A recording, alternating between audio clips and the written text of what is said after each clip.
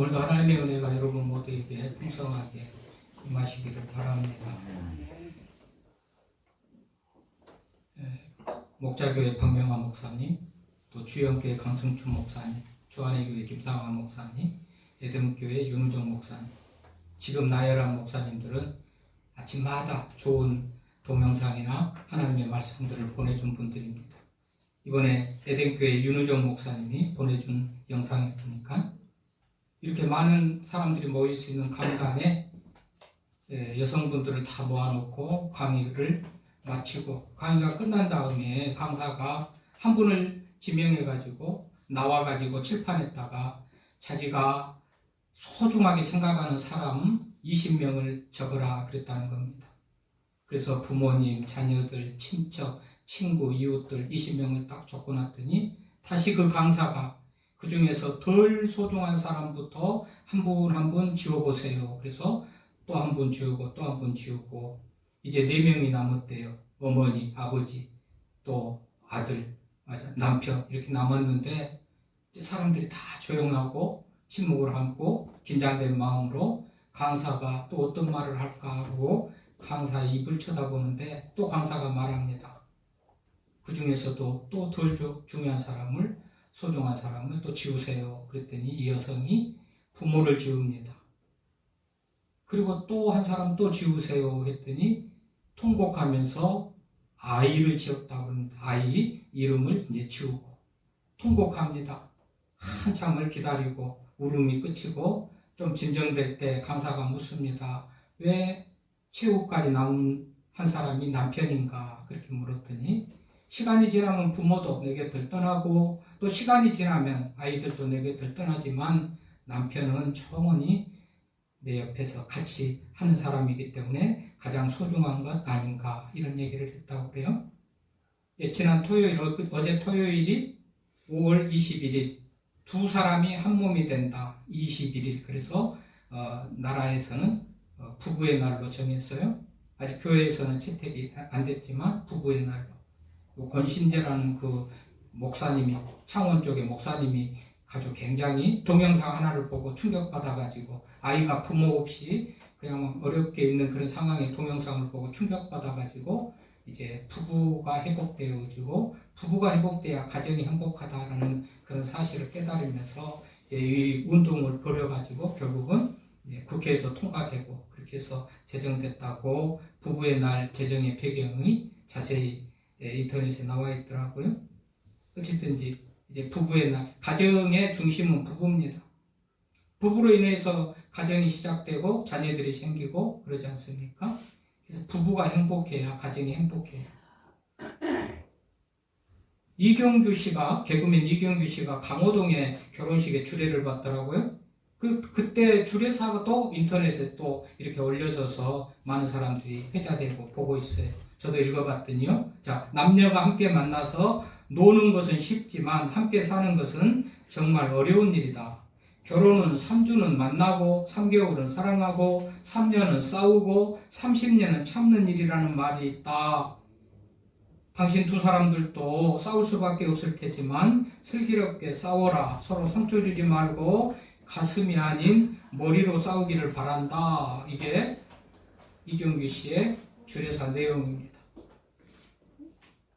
이 말처럼 노는 것이 아니라 부부는 함께 살아가는 것이기 때문에 논다면 부부가 노는 것이 부부라면 그야말로 언제나 기쁨이나 희열이나 뭐 이런 일들이 있겠지만은 노는 것이 아니고 살아가기 때문에 때로는 갈등도 있고 번민도 있고 이런 일들이 일어나겠죠. 그러나 이제 여러 성경과 또로 많은 경험을 한 그런 어떤 사회의 선배들, 어른들이 하는 말들을 통해서 어떻게 이런 관계를 좋게 또 유지하면서 행복한 가정을 이루어 갈 것인가라는 것을 오늘 말씀을 통해서 전하고 그런 행복한 가정이 되기를 바라는 마음으로 오늘 말씀을 준비를 했는데요. 또 인터넷에 보니까 부부가 넘어야 할 7단계, 부부가 넘어야 될 7고개, 7 과정이나 단계를 또 인터넷에 올려서 달콤하기만 하고 행복하기만 하고 그렇게 정말 이 결혼 생활 부부가 함께 살아가는 삶이 그렇게 늘 좋으리라고만 생각한 사람들에게 그게 아니다. 모든 이런 과정 일곱 거계를 넘어서야 바로서 정말 정상적인 또 행복한 그런 가정이 될 수 있다. 이런 글들이 돌아다니고 있어요. 그래서 부부가 넘어야 될 일곱 가지 고개 보니까 첫째 고개가 환상의 고개래요. 신혼부터 한 3년 사이에 되는 비몽사몽 간에 잘 모르는 사람들이 만나가지고 서로 몰랐던 것을 알게 되면서 웃기도 하고 울기도 하면서 그냥 비몽사몽 간에 흘러가는 환상의 고개 첫 번째 단계를 넘고 나면 두 번째 단계 타협의 고개. 타협의 고개는 한 결혼 3년에서 7년 사이에 말하자면 나타나는 그런 모습들인데 이다 보니까 좀 단점이 드러나고 그러면서 마음으로 정말 어떤 위험한 그런 생각이 들면서 권태기가 된다 이렇게 얘기를 하는데 이것을 잘 넘겨야 된다. 세 번째 고개는 투쟁의 고개다 이름을 붙여서 5년에서 한 10년 사는 그런 부부 사이에 생기는 어떤 그런 과정인데 상대방을 알고서 이제 거의 말하자면 내 자신과 투쟁하는 겁니다. 투쟁의 고개, 투쟁의 단계. 왜냐하면 이 아내로부터 또 상대방 배우자로부터 어떤 그런 만족감을 얻기보다도 이게 어쩔 수 없는 그런 상황을 이제 이해하고 받아들이는 그런 단계. 그래서 투쟁의 단계, 자기 자신을 이해시키고 네가 이해해라. 예를 들면 너는 별다르냐 이렇게 하면서 자기 자신과의 어떤 투쟁의 단계라고 그렇게 이것을 또 넘는다. 넷째 단계, 네 번째 고개가 결단의 고개라 그랬는데 10년부터 15년 사이의 부부 사이에서 이제는 장단점을 다 현실로 인정하면서 투쟁의 단계라든지 이런 것들을 다 거치고 나서 이제는 보조를 맞춰갖고 돕는 그런 단계, 결단의 고개다. 이렇게 네 번째 고개를 말하고 다섯 번째 고개는 따로 고개.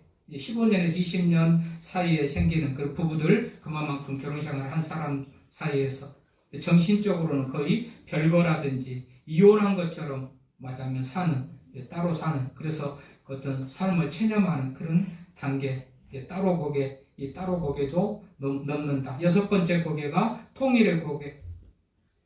모든 것을 서로 돕고 새로운 헌신과 책임을 가지고 상대방을 위해서 남은 생을 살아가는 어떤 그런 단계. 마지막 일곱 번째는 자유고개. 결혼 20년 이상 이후에 나타나는 그런 과정인데 완숙의 단계로 노력하지 않아도 눈치로 이해하고 행복을 나누는 그런 단계라고 이렇게 일곱 고개를 어느 분이 또 올려놨어요. 그러니까 결혼할 때 가졌던 그 화려함이나 그 이상적인 그런 것들이 늘 계속되는 게 아니고 이런 단계, 고개, 과정과 반복을 통해서 결국은 행복한 가정에 도달할 수 있다. 그런 얘기인데요. 그렇죠. 가정하면 중심이 부부고 부부가 행복할 때 가정이 행복하니까 오늘은 부부를 중심으로 하나님의 말씀을 좀 나눠보려고 오늘 본문을 정했는데 부부는 소중하죠. 부부가 소중해요. 그러면 세계 인구가 어제 검색해 보니까 세계 인구가 79억 명. 작년에 통계로 발표된 것이니까 지금은 더 많겠지만 어쨌든지 작년 기준으로 세계 인구 79억 명 정도. 그러면 절반이 남자하고 절반이 여자라고 봤을 때 절반 26억 명은 여자겠죠? 남자이기도 하고 여자이기도 하고 절반 79억 명 중에서 절반 26억 명은 남자든지 여자든지. 근데 우리가 배우자는 그 중에 한 명이죠. 그 중에 한 명. 26억 명 중에 한 명. 이렇게 만난 부부가 참 소중하다. 그렇죠? 26억 명 중에 한 명. 남자든지 여자든지. 부부가 소중한 것은 부부는 무촌이래요. 무촌이라는 것은 촌수가 없잖아요. 가장 가까운 사이, 한 몸이다. 그런 뜻이에요. 그러니 소중해요. 또 부부는 둘과 둘이 만나서 둘인 것이 아니고 하나와 하나가 만나서 둘인 게 아니고요. 반쪽과 반쪽이 만나서 하나를 이루고 완성체를 이루는 그런 한 몸이다. 그렇게 얘기를 하니 부부는 참으로 소중하고 중요한 관계다라는 것을 알 수가 있죠. 그런 의미에서 부부는 서로 존중하고 사랑해줘야 될 그런 대상이라는 것을 알 수가 있습니다. 그래서 오늘 본문의 말씀을 통해서 하나님의 말씀, 진리의 말씀, 공의로우신 하나님, 선하신 하나님, 가정을 세우고 부부 남녀를 창조하시고 가정을 세우고 축복하고 번성하고 땅에 충만하기를 바라시는 그 하나님의 말씀은 뭐라고 말하는지 오늘 말씀해 보니까 아내들에게 먼저 말하죠. 자, 5장 22절부터 24절 한번 읽어볼까요? 오늘 본문 읽었던 22절에서 24절 시작. 아내들이여 자기 남편에게 복종하기를 주께 하듯 하라. 같이 크게 읽어요. 이는 남편이 아내의 머리됨이 그리스도께서 교회의 머리됨과 같음이니 그가 바로 몸의 구주시니라. 그러므로 교회가 그리스도에게 하듯 아내도 범사에 자기 남편에게 복종할지니라 그랬어요. 아내들에게 먼저 말하는데 복종하라 그럽니다. 복종하라는 말이 좀 거슬려 들릴 수도 있습니다만은 우리가 생각하는 그런 맞아면 복종이 아니에요. 그런 복종이 아니라는 것보다도 맞아면 남편에게는 더한 무게감을 주는 그런 명령을 하시니까 여성분들이 그렇게 듣기 싫어하거나 반발할 것이 없어요. 복종을 지는 자가 이기는 자에게 행하는 맞아면 그런 복종이라고 생각할 것도 없고 또 미련한 사람들이나 하는 그런 것이라고 생각할 것도 없고요. 오늘 아내들이 남편에게 복종하라 그러는데 그래서 여성분들이 더 인격적으로 못하다거나 또 지위적으로 더 낮다거나 그런 의미도 아니고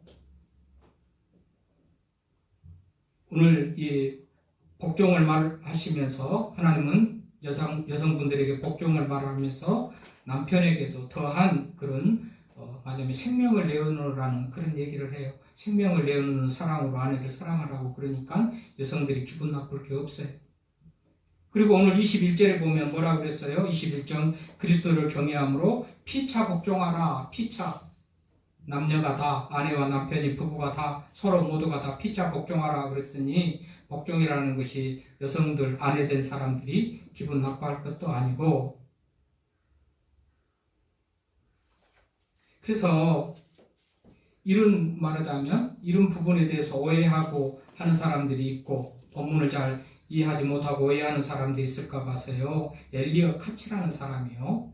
그 여자가 원하는 강한 남자 되기라는 책 이름입니다. 책 제목이 여자가 원하는 강한 남자 되기 엘리엇 카치라는 사람이 이제 그 책을 통해서 소위 허스밴드십이라는 그런 얘기를 하면서 이 남편은 모든 남편 어떤 남편이든지라기보다도 남편의 사명을 다하는 남편에게 해당되는 복종이다. 그렇게 말하자면 그런 의미의 해석을 해요. 그러니까 이 남편에게 복종하라고 할 때 이 남편은 무조건 결혼해가지고 아내를 둔 모든 남편이라기보다도 남편다운 남편 대접을 받을 만한 그런 남편에게 복종하라라는 그런 의미로 말하자면 그런 의미를 가진 복종이다 이렇게 얘기를 하기도 합니다. 어쨌든지 자 독재적이고 권위적이고 그야말로 윽박지르고 힘으로 제압하려는 그런 남편이기 때문에 복종하라 그런 게 아니고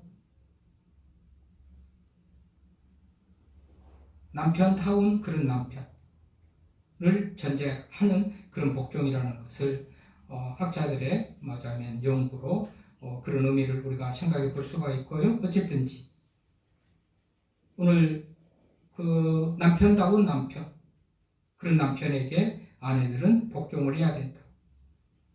요즘은 참 여성분들이 참 똑똑해요.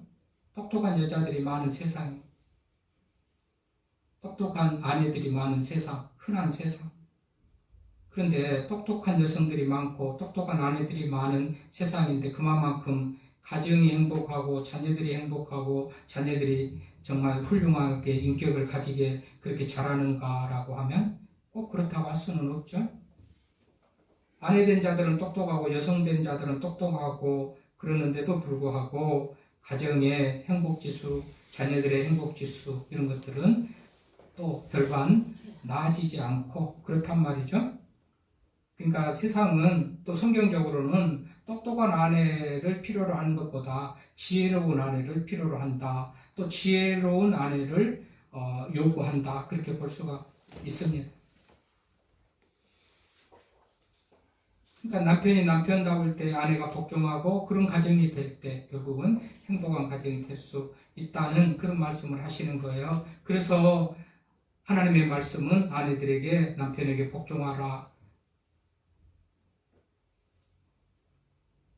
또 반면에 남편들에게 주시는 말씀 25절부터 나오죠. 25절만 읽어볼까요? 시작. 남편들아 아내 사랑하기를 그리스도께서 교회를 사랑하시고 그 교회를 위하여 자신을 주심같이 하라.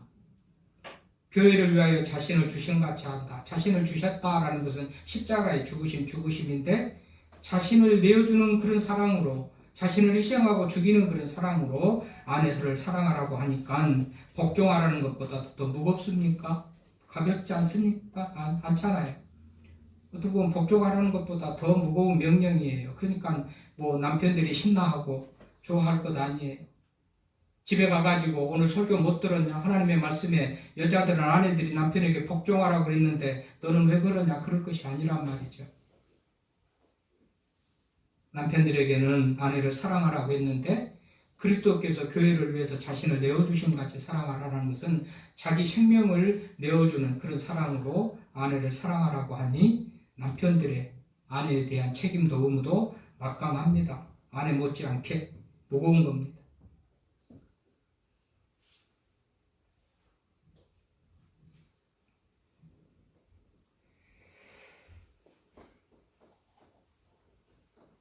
남편들이 스스로 생각해 봅시다. 내가 아내를 사랑하는데 사랑하기는 하는지, 아내를 사랑하기는 하는지요? 그리스도께서 교회를 위해서 몸을 내어주시는 것 같은 그런 사랑이라도 50%라도 하는지, 이렇게만 하고 50%만 해도 가정은 행복하고 평안하지 않을까, 아내는 행복해 하지 않을까 생각이 되는데요. 어쨌든지 오늘 보면 아내를 사랑하는데 그리스도께서 교회를 위해서 자신의 몸을 내어준 것 같이 사랑하라.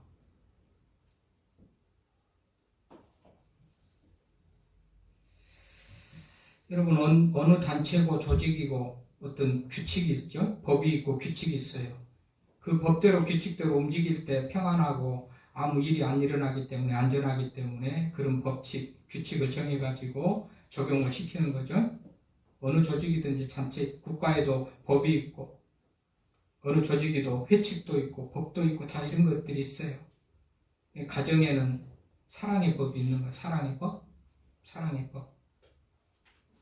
사랑의 법칙으로 가정이, 부부가, 아내가, 남편이 그렇게 지키면 가정은 행복한 가정이 된다는 것을 우리는 오늘 말씀을 통해서 깨달을 수가 있는데요. 가장 불행한 가정, 사랑이 없는 가정이 불행할 겁니다. 모든 가정들이, 아내들이, 남편들이 결혼할 때 주례자 앞에서 흰머리, 검은 머리가 팥불이 되도록 사랑하겠다고, 병들 때나 아플 때나 가난할 때나 언제든지 사랑하겠다고 하는 그런 사랑의 약속을 지키고 그것을 지키려고 노력한다면 그런 행복한 가정이 될 터인데, 그걸 말하자면 망각하고 잊어버리기 때문에 결국은 부부간에 행복하지 못하고 사랑도 안 되고 복종도 안 되고 그래서 행복하지도 못하고, 그러니 가정의 자녀들도 불행한 그런 삶을 살 수밖에 없다고 우리는 말씀을 통해서 깨달으면서 생각할 것은, 아내는 아내대로 남편은 남편대로 더 의무를, 책임을 다하는 그런 아내가 되고 남편이 돼야 되겠다.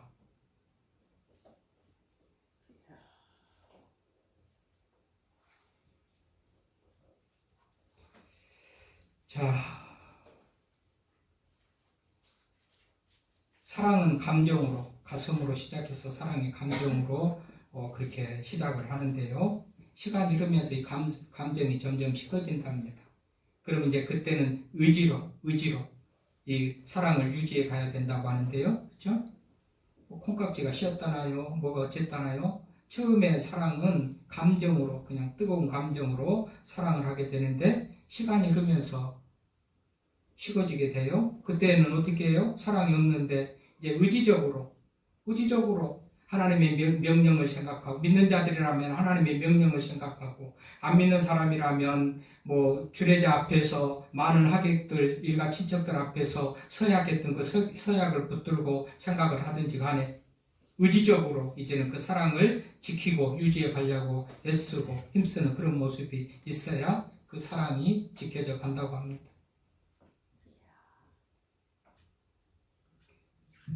많은 일가 친척들 앞에서 정말 이 믿는 자들은 하나님 앞에서 또 주례자 앞에서 손을 들고 말하자면 약속을 하고 그런 사랑이 감정적으로만 오래 지켜간다면 그것이 지켜질 수 있을지 모르지만 감정적인 그런 어떤 사랑은 금방 식어버리니까 이후에는 의지적으로 여러 사람을 생각하며 살겠죠. 친구를 생각하고 부모를 생각하고 양과 부모를 생각하고 일가 친척들을 생각하면서 그래도 행복한 가정을 이루어야지. 그들의 기대, 그들의 축복. 그렇기 때문에 더 복종을 하게 되고 그렇기 때문에 더 사랑을 하게 되고 의지적으로 노력을 해가지고 그래서 행복한 가정을 이루는 것이 남녀를 창조하고 가정을 한 몸을 되게 해서 생육하고 번성하고 땅에 충만한 복을 주신 그 하나님의 기대에 또 부합하면서 많은 이들의 기대에 부합하는 그런 삶이 되겠죠. 그런 의미에서 신앙이 좋은 부부는 가정도 행복한 가정으로 그렇게 만들어가는 것이 맞습니다. 어떻게 해요? 아내는 아내대로 남편에게 복종하고 남편은 남편대로 몸을 내어주는 사랑으로 아내를 사랑할 때 그럼에도 불구하고 행복한 가정이 안 될 수는 없는 거죠. 아내가 복종하지요. 아까 뭐 중간에 좀 빼먹었습니다만은 이 복종이라는 것이 질서의 차원이에요. 질서. 남편이 머리라고 오늘 본문에 보니까 뭐예요? 남편이 머리고 가정의 머리는 하나님이지만 부부 사이에서 머리는 남편인데 남편에게 아내가 복종을 해줘야 돼. 머리는 하나여야 돼. 차에 운전대가 2개 있으면 그 방향이 어디로 갈까요? 갈 수나 있겠습니까? 운전대는 하나에 대해서 방향 한 방향으로 나갈 수가 있는 것 같이 그런 질서의 차원에서 그 남편을 머리로 생각하고 그 머리에게 아내 되는 사람이 머리에게 복종하는 그런 차원. 그래야 말하자면 이 정상적으로 그 가정이 이끌어 나갈 수가 있기 때문에 복종하고 그 가정을 이끌어가는 그 운전자 남편은 남편다운 남편이라고 그랬죠. 그러니까 순종을 하고 복종을 하고 그래서 행복한 가정을 그렇게 이루는 것이다.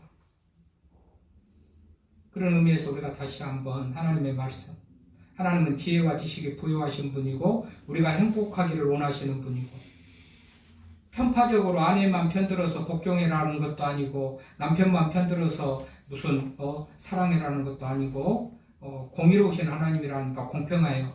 남녀에게 차별 없이 공평하신 하나님이에요. 또 지혜와 지식이 부여하시니까 어떻게 사는 것이 가정이 행복할지도 다 알고 계신 그 하나님이 하신 말씀이에요. 그래서 우리가 좋은 신앙인지 되고 좋은 가정을 이루려면 무엇보다도 하나님에 대한 신뢰가 있어야 되겠죠. 그분의 말씀을 신뢰하려면 말씀하신 그분에 대한 신뢰가 있어야 되고 그분의 말이라면 다 진리다. 나를 복되게 하시기 위해서 주신 말씀이라는 것을 믿을 때 거기에 순종이 있고 그것으로부터 순종함으로 행복한 가정이 이루어질 수가 있는 것입니다. 그런 의미에서 오늘 말씀대로 믿어지고 말씀대로 살려면 그 말을 하신 하나님에 대한 절대적인 신뢰가 있어야 되겠고 그 하나님을 신뢰할 때 그분이 말씀하신 오늘 아내는 남편을 복종하고 남편은 아내를 사랑하는 그런 말씀을 행하며 살아갈 수가 있을 것입니다. 그래서 하나님의 말씀을 진리라는 것은 동서고금을 막론하고 누구에게나 다 공이 적용되는 그 보편적인 진리를 말하는 것이 진리. 옛날이나 지금이나 서양이나 동양이나 이 진리 하나님의 말씀은 그렇습니다. 그래서 성경은 세계 사람들이 다 공통적으로 써요. 그들의 언어로 번역된 성경을 가지지만 언어는 하나님의 말씀을 그대로 다 쓰죠. 옛날에도 맞아요. 옛날에 쓰던 언어를 조금 현대식으로 바꿔서 하는 그런 고치는 것은 있기는 합니다만은 그래도 의미는 다 살려가지고 그대로 쓰지 않습니까? 그러니까 성경은 옛날이나 오늘이나 동서고금을 막론하고 적용되는 그런 말씀이에요. 하나님의 말씀. 이 하나님의 말씀이 명령하시는 것을 우리가 그대로 믿고 순종할 때 가정이 행복이 있고 또 행복한 가정이 될 수가 있는 거예요. 그래서 가정 행복의 비결, 제가 오늘 제목을 그렇게 정했어요. 뭡니까? 오늘 가정 행복의 비결? 첫째는 아내는 남편에게 복종하고, 두 번째는 남편은 아내를 사랑하고, 여기에 가정 행복의 비결이 있고, 그래서 가정을 창조하시고 행복하기를 바라시는 하나님이 아내들아 남편에게 복종해라, 남편들아 아내를 사랑해라.